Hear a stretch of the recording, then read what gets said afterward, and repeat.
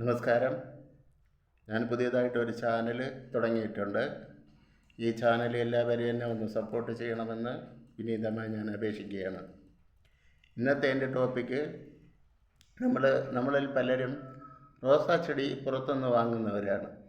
വാങ്ങുന്നതിൽ ഒരു പ്രാവശ്യം അതിൻ്റെ പൂക്കൾ നമുക്ക് തരികയും തിരിച്ച് രണ്ടാമത് പൂക്കുന്നില്ല എന്ന് പറയുന്നതായൊരു സംരംഭം നമ്മൾ പലരും കേട്ടിട്ടുണ്ട്. എന്നാൽ ഞാനും ഇങ്ങനെ 2 ചെടി വാങ്ങിച്ചിട്ടുണ്ടായിരുന്നു.